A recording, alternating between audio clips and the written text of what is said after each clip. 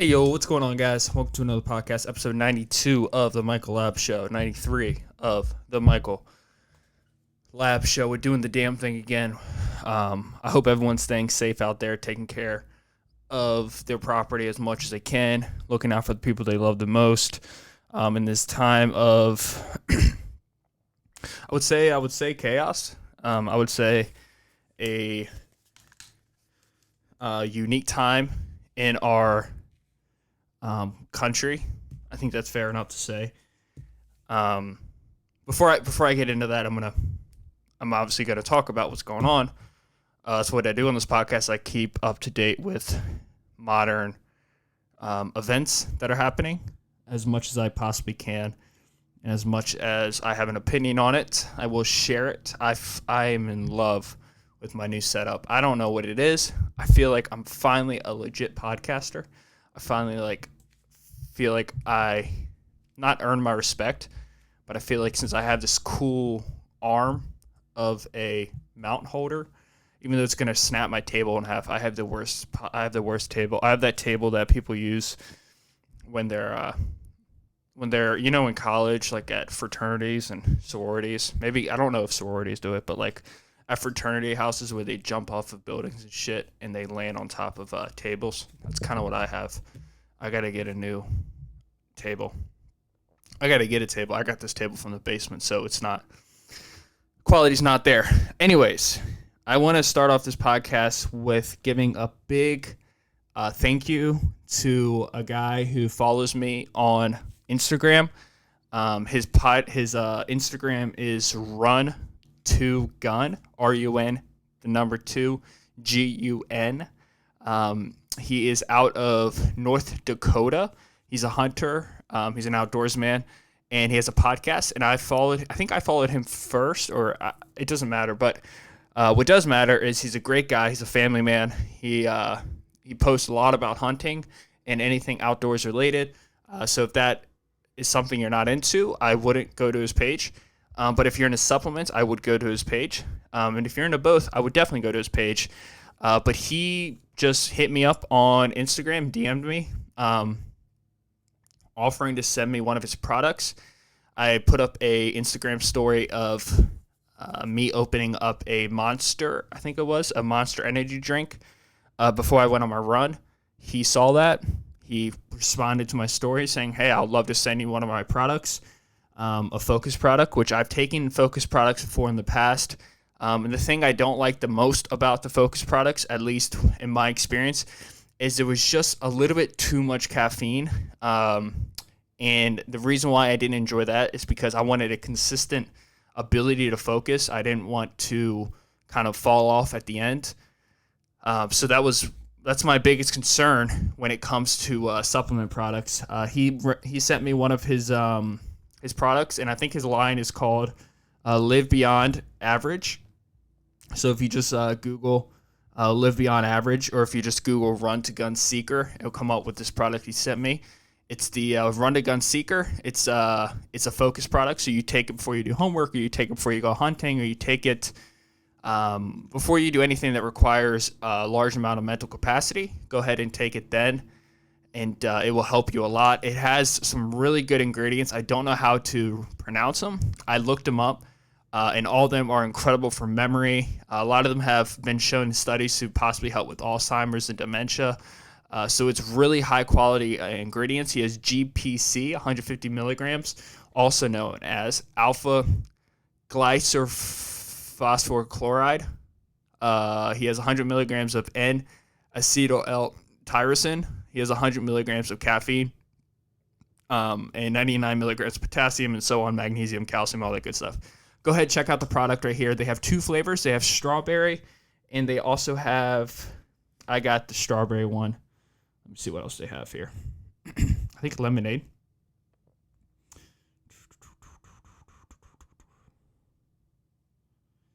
Yeah, so he has lemonade and pomegranate lime. I went ahead and went with the, I'm sorry. He has countryside strawberry and pomegranate lime. I went with the strawberry. It's incredible. Just use 10 or 12 ounces of water, ice water, put a little bit of ice in it. I got it right here. I'm going to take it as I'm doing my podcast. Yeah, go ahead, help out a local business. Has 100 milligrams of caffeine, so nothing crazy, not too much where it's going to guarantee a huge crash at the end. I'm going to put the website in the link in the bio, in the description. Go ahead, check it out, purchase some products. I don't have a link or anything. I don't have a code or anything, but the price is perfect for what you get, and it's helping out a local business, especially in times like this when the world is in utter chaos and there's riots every day and there's shit getting burned down. Equality is not being seen. There's just a lot of chaos going on in this world. I think at the end of the day, what we can do to help as many people possible is to help businesses, help local businesses. I see a lot of things going around on social media, posting businesses owned by African-American citizens, and I think that's a beautiful thing, and I think that's something that we definitely need to do. Not just African-American citizens, though, but we got to remember that African-American citizens are the focal point of this, right? They're the ones who have been caught being mistreated the most. But this isn't just about blacks, African Americans, whites. This is not white versus. This is one thing that I want to address real quick. This isn't whites versus blacks. This isn't race. This isn't a race war. And if you actually do the history of the world, race is not the issue. Race has never been the issue. Race is not the cause of wars. If race was the issue, World War II would have never happened. Germans were white and Jews were white. It would have never happened. The issue is fear. The issue is not knowing your other man the same way that you know the man closest to you. The issue is not understanding other people from different cultures, people who come from different walks of earth, people who maybe you would never run into on a daily basis, but growing up in a world where you don't see a lot of different people from different cultures and then running into them and not knowing how their culture functions and how they are as people, they don't know the same thing about you. What happens is you run into them with a completely distorted idea of how they live their life. They're not different. Nobody's different here. Everyone's just trying to live the best they can, and everybody has different rules and different events that take place in their upbringing. And I wanted to address that real quick. Nothing is white versus black, and I think that's something that is being misconstrued by the media, and I think it's being misconstrued by people, and I think people are just not understanding that this is not a race war. This is about equality. This is about people who've been oppressed for 200, 300, 400 years. And if you go all the way back to the way England and France and Italy dealt with Africa, the way Africa was divided up, this history to it. There's a rich history when it comes to Africa. I don't know much about it, but what I do know is that the way Africa is divided, the way the countries are divided on that continent, it's divided. It was divided by the Dutch, by the French, by these very wealthy landowners, these white people who never walked into the continent of Africa. They never walked through the jungles of Africa. They never walked through the rivers of Africa. They never saw lions. They never saw giraffes. But what they saw was a huge opportunity to profit a lot of money. So what they did is they took pens and pencils and they just went down the continent and decided who got what. And what happened when you do that is you separate tribes. These tribes are separated for thousands of years, and cultures are lost. They no longer understand each other. They have fear, different languages, different mechanisms that they do with their families, different interactions with people. You know, some people hug, some people kiss, but if you don't know that one doesn't and you do, it causes tension, it causes conflict. So there's war. That's why there's so much war in Africa, because there's not enough. The natural resources just aren't as abundant as if you were in the Middle East or if you were in Alaska or Canada. And on top of that, there's never been a government that wanted peace for the country. They wanted peace for their government that was distance away. And that was the same thing that happened with slavery, is we just took people from their continent, from their beautiful countries out there, from these tribes, and just made them work here. And then when slavery ended, we just kind of stepped back and said, yeah, you guys are free, but not really. You're not really free. You can't vote. You can't do this. You can't do that. And it's never been there's There's never been a full release of African Americans in this country, and it's gotten to the point now where the moment that there's any type of violence towards people of a different race or different culture background, yes, there's going to be protest, and there absolutely should be protest because voices aren't heard, and when voices aren't heard, that's when chaos erupts. One thing I also do want to address real quick, and this is going to be like a 30-minute podcast. This isn't going to be one of my longer ones, like 40 minutes plus. It's going to be a shorter podcast. Make sure you go ahead and check out that guy's supplement company. I really do thank him a lot for that run to gun. I appreciate everything you do. I respect that you're a family man, and I respect that you're hustling out there in North Dakota or South Dakota. Shit, I'm sorry. I hope I didn't offend you. Fuck, what was I going to say? Shit. Oh, these protests that are taking place. It's getting to the point now where I think the messages are being completely lost. I don't know if it's the media to blame. I don't know if it's people with cameras to blame. I don't know who it is to blame, but these protests, which started from a peaceful place, started from a place with a lot of anger, but controlled anger and a direction and where to go. Voices needed to be heard. That was the whole goal of this protest. The protest was designed to have voices that are not heard on the everyday basis to be heard by the everyday people, by the people who unfortunately make the decisions, by the rich white businesses, by the rich white politics, by the rich white anything, the ones who unconsciously and maybe consciously practice systematic racism every day. The judicial system that fails to pay public defenders enough money for these young African Americans who are arrested at 18 years old, growing up in an area where there was never a choice, there was never a chance to be anything. And then you get arrested and you're read these Miranda rights and you're given a lawyer, but this lawyer is a shitty lawyer. He's just trying to get a paycheck. It's you and 10 other young gentlemen, young women who he has to defend, and he or she doesn't give a fuck. So the system fails you, and this is where it started. And then as days go by, you see violence erupt, and of course violence erupts. And if you look at the ages of the people who are acting in a violent manner, it's young people. It's young people. This is something that always happens. It's young white people. It's young African Americans. It's young whatever the culture is, whatever the race is, whatever the ethnicity is. It doesn't matter. But when people get angry and they're young, chaos erupts. Also, it's the perfect storm. It's at a time where nobody has a job. Everyone's unemployed throughout the whole country. People are angry. People don't even know what COVID is anymore. People don't understand why we had to shut down in the first place. People aren't seeing people die as were expected.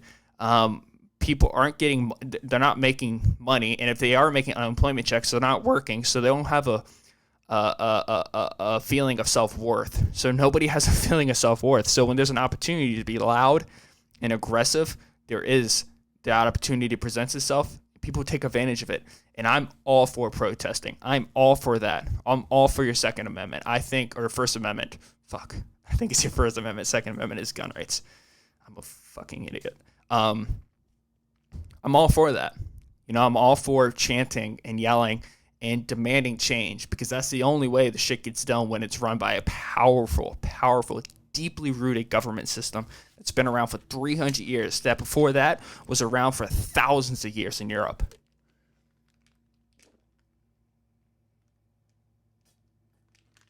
I support that with every inch of my body. I support it. But what's kind of been going on, which makes me sad to witness, is groups that are looking at these protests as an opportunity to profit off of them, that are looking at these protests as a stepping stone for them to put money in their pockets. And I think this is something that nobody wants to address, but this is what's going on. Every time there's a protest about anything, LGBTQ rights, gun control, that's a whole different story. Racial protest due to deaths of anybody, George Floyd, anybody who's been killed, brutally murdered by a police officer, Freddie Gray, Anytime there's a protest, it always starts out peaceful, right? It always starts out peaceful because I think people understand that the only way to get change is to protest and put people in power who have your beliefs and have your that are looking out for you, that are looking out for you and not looking out for their best interests, but are looking out for what you believe. You put them in power, change gets done.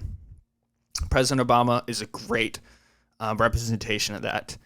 He couldn't do as much as he did because the system is that powerful. He couldn't do as much as he wanted to do. And the facts of the matter is he didn't do a lot of things that he wanted to do. But the system is that powerful. Doesn't mean it's a loss. That doesn't mean it's not good. But what it does mean is you have to keep pushing. But every time there's an opportunity to protest, you always get the good and the bad, right? You get the people who just want to go out there and provoke change, like what took place in Annapolis yesterday. That was a peaceful protest. It was loud, it was aggressive, and that doesn't mean violence, but voices were heard, people listened, the message got across. Change took place in the great city of Annapolis. Even Baltimore, which I thought was going to be utter chaos. Baltimore learned, you don't burn down your city. It doesn't help anything.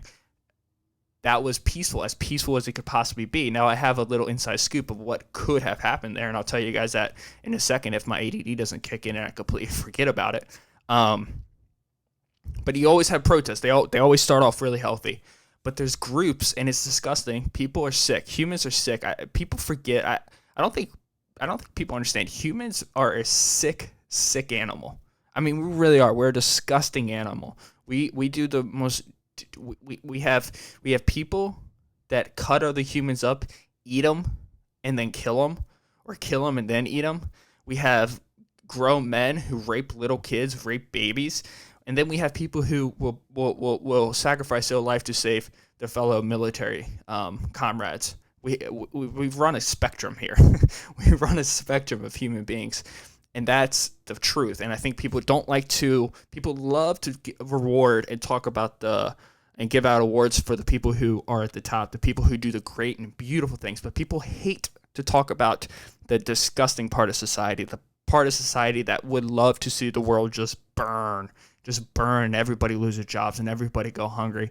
And when you don't talk about these people, we think that helps. But what it does is these people don't feel recognized, and they're twisted in their head. They think that they should be recognized because they genuinely think what they're doing is good, and that's a big issue. People who are sick in the head, they genuinely think what they're doing is the right thing to do, that they're doing God's work, that they're doing the right thing. And people hate to admit that, but that's what these people think. These sick people who shoot up schools and take money from the poor and hurt homeless people. These people also exist. So what happens when you get protests is you get people who are out there for Black Lives Matter, for equality, for pushing, for encouraging people to vote, make change at a local level, which gets the big ship moving and goes to the top, to get President Trump out of office. But that's an issue too. Like, if you get President Trump out of office, it's almost at the point where who's your other option? Joe Biden? Like, it's sad. It's really is sad. I mean, President Trump has failed a lot of people. Millions of people he has failed. And I probably vote independent. I don't know who to vote for. I like a lot of things Trump does, but I disagree with a fuck ton of things that he does too, especially when it comes to ethics and humanity rights and the way he treats other ethnicities and other people that don't look like him. But that's for a different story. So what happens is you got these good protesters and you have these people who want to make change. And then you get these groups who look at this as a money scheme, as a way to profit. And anytime money comes into the fold, shit gets wild real quick. So there's a group called Antifa, which I think if you talk about Antifa on YouTube, it gets your video pulled. I'm not too sure about that. Well, I mean, we'll see. But Antifa is a group that's anti-fascist. So what they do is they go around a protest and they cause chaos. And what they do is they try to make money off the city. And they're extreme left wing. They don't believe in gun rights. They don't believe in a lot of things. They hate powerful big government. They hate big government. I think. shit. I don't know. Don't fact check me on that one, please. I don't know exactly the beliefs, but I do know what they do, as best as I could possibly know what people do, which isn't that good. So what they do, they've been caught on video, and So what they do is they video record themselves, of incidents of people getting attacked by white people, by black people, by whoever, people getting punched in the face, and they're instigators. They cause riots, and that's what's been happening at these protests. And maybe not all of them are classified as Antifa. Maybe some of them are just solo, just flying solo on their own. But what they do is they see this opportunity to make money off the city, the state, the local town, or whatever. So there's these videos out in like Santa Monica, California, where there's people walking before a protest, and every like quarter mile there's just a pile of bricks sitting there. And it's every quarter mile there's just bricks sitting there, and you're really confused, like, why are there bricks there? And then when the protest takes off, there's bricks being thrown through windows, being hit on people's head. There's just extreme violence taking place.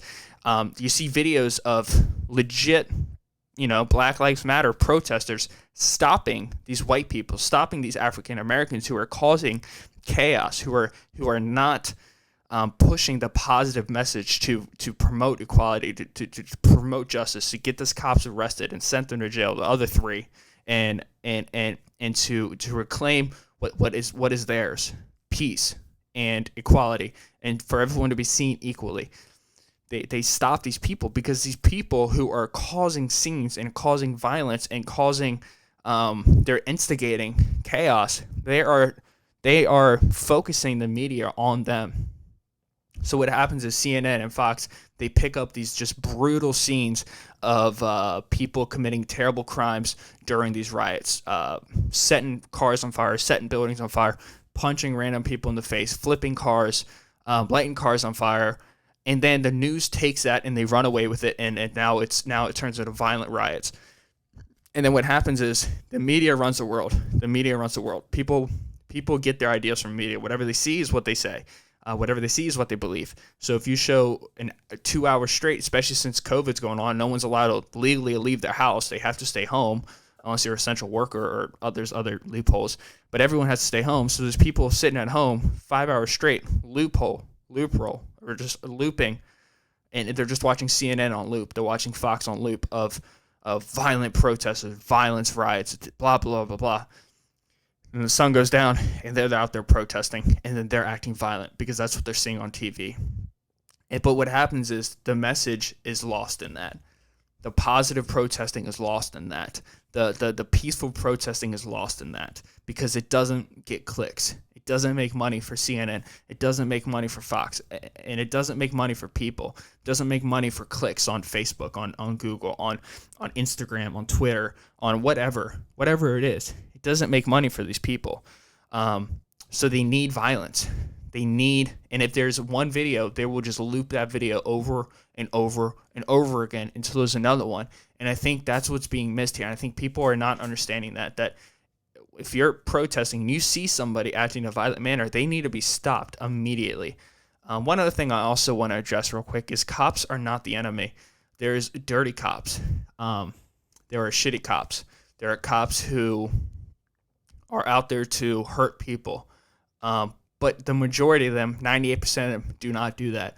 These cops are so brave and they're so strong right now that they're sitting out there, and I'm speaking with a blue flag right behind me, a thin blue line right behind me on all of my cars. Both of my parents are police officers. I have best friends that are cops. I have family members that are cops. I have family members who are going into the police force. I grew up with cops. I was raised by police officers. I sit in the back of cop cars. I've been to headquarters. I know. I understand what they go through, up to the point where I can get as close as not being a cop. And I'm fully understand. You give someone too much power and they have the ability to act on that power, shit can happen if they're not a strong person. Some people are not built to be a cop. The consequences are dire, and I understand that's terrible. That needs to be fixed. And when it breaks, there should be protests. I agree with you 100% on that. But you got to understand, these cops are getting called every name in the book. That's fine. Verbal should not affect them. They're getting physically threatened. They're getting their family threatened. They're getting their job threatened. They're getting shit thrown at them. They're getting people throwing mobile cocktails or whatever those little, I don't know, like bombs at them. And they aren't turning the other way. They aren't giving up. They understand that their job is that thin blue line. People forget what that thin blue line means. That thin blue line means between peace and evil. And every once in a while it slips into evil, and it needs to be addressed there. But they are right there on the thin line between peace and evil. You know how easy it would be for them to just turn and go the other way and just not care anymore? But they care so much about people's safety, and they care so much about the First Amendment. They believe in that more than anybody else out there. They truly do. I'm telling you, they truly do. They care about it so much that they're willing to set up a barricade to allow you to protest as far as you want to go up to the White House, as far as you want to go up to the edge of the city, as far as you want to go up to a monument. You could protest. You could do whatever you want. You could say whatever you want to them. They just sit there and take it. And every once in a while, there's an incident, and that shit needs to stop. But I think the police is not the enemy. The police are not the enemy. They're really not. And I'm saying that from my standpoint, which I know can be controversial for a lot of people. Some of them are the enemy. Racial profiling is the enemy. And it's fucked up. It's fucked up. But that's systematic racism. That shit needs to start with education. Education of the white people. They need to go out and talk to other cultures. It's sickening how many people I know who just are so oblivious to what's going on. They don't even know. They'll post a picture of the black box, but not even understanding what a black box means. What does that mean? Why is that a thing? You know? And I get so scared that a lot of people are just kind of going with this trend right now and just saying things, but not actually thinking about how you can help. There's foundations you can pay, you can give money to. There's things going around on social media every day of black-owned restaurants, black-owned bookstores, black-owned stores. Put money into this culture, into these people, so they can create power for themselves. But shit needs to change, and it's changing, and I'm happy it's changing, and it's about time it changes. It should have happened. It has been happening for a long time. It happened in the 60s, kind of stalled out. The judicial system needs to change. The public defendants need to change. I think a lot of them are crooks. A lot of things need to change. I know this is going to go. These riots are going to end. And then we're really going to see what happens. But yeah, man. I hope everyone just stays safe out there. Be safe. If you're going to protest, please just protest in a healthy manner. There's no reason to light shit on fire. Baltimore's still recovering from the riots that took place over Freddie Gray. And it just creates more poverty for people. Just one more thing I just want to cover.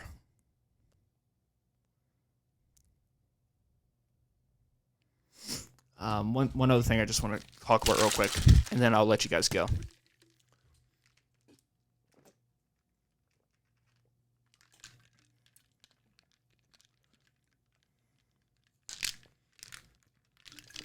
Sorry about that. I had an ice cube. One thing that's been missed through all this is out in Yellowstone Park, there was like 12 earthquakes that took place, I think June 1st, the night of June 1st going into June 2nd. Yellowstone Park is a super volcano. I don't think people are aware of this. That Yellowstone Park sits on top of the world's largest volcano. These little geysers that like people pull up in the little minivans to take pictures of this boiling water shooting out of the fucking earth. It's like one big boiling pot, and it's like oil getting cooked, and it's like watching oil just shoot up out of the sky, and people are just like taking their cameras like, whoa, look at that shit. Meanwhile, a grizzly bear's over the shoulder chasing down a moose or whatever. Pack of coyotes are like eating the little 4-year-old kid. But there was a bunch of earthquakes that took place, and it sits on top of a super volcano, and that's what the Yellowstone Park is, and that's why all these geysers are there. This super volcano, I think, explodes every 700 to 900,000 years, and it hasn't exploded for over 900,000 years. And the way things have been happening, the way that these protests have been turning violent, the way that the COVID has been shutting down the world, the way that all this chaos is going down, wouldn't it just be spectacular if we had the world's largest volcano just blow up and just take all of us out? All those people that were out there, apocalypse funding themselves, like collecting cans and shit and collecting things and putting food like down the pants, putting it like making a bomb shelter and stuff like that. And those people are looking real good. When all this is over, those are the people that are looking the best. Those are the people that are sitting pretty with all their canned Spam and all their beans and rice and their green beans and all that water that they've been collecting. And they have all the toilet paper. They bought all the toilet paper before the toilet paper ran out. These people knew exactly what they were doing. But this volcano could explode. I'm not saying it will explode. And we could also get hit by a meteorite. But I think it's perfect, right? It's just a perfect thing to happen right now. This volcano just blows up, takes out the entire state of California, Washington, Seattle, Oregon, just blows up Canada.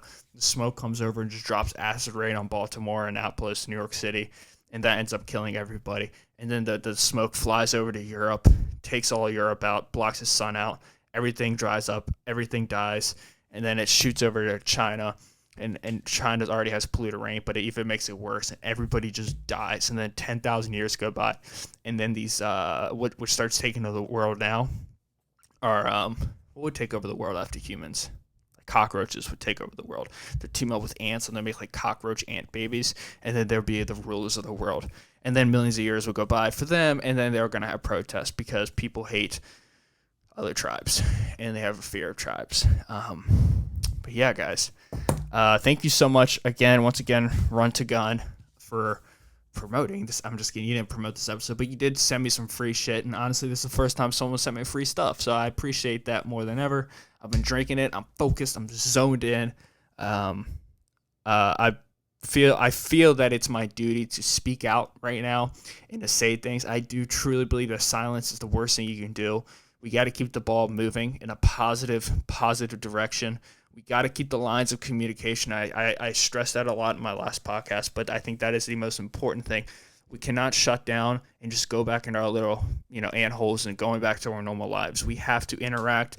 We have to talk. We have to relay ideas. We have to fill in the gaps that we don't know about somebody else with things that we can learn about people. We have to learn about other cultures. We have to learn about other societies, other people. That's the best way for change to take place, permanent change, not just temporary patch-ups. We need real change. But guys, the podcast is on track right now to do, I think, like 5-10 times as much as it did last month. I already have almost 200 listens in 2 days or 3 days on my podcast. That's almost as much as I had. It's crazy. It's crazy. I don't know what's going on. I think it's with the ratings, it's moving up in the category of whatever my podcast is. I'm blessed for that. Thank you so much. Let's keep it going on YouTube. Make sure you subscribe on YouTube, like it on YouTube. If you guys do that, I got my new mic. It should be coming in, I think, the 10th of June. It should be coming in. I ordered a fresh pair of bathing suits. I will be on vacation for about a week, but I'm going to make sure I get podcasts recorded in the meantime for when I'm on vacation. But you guys are beautiful people. Thank you so much. Keep pushing positive messages. Keep the lines of communication open.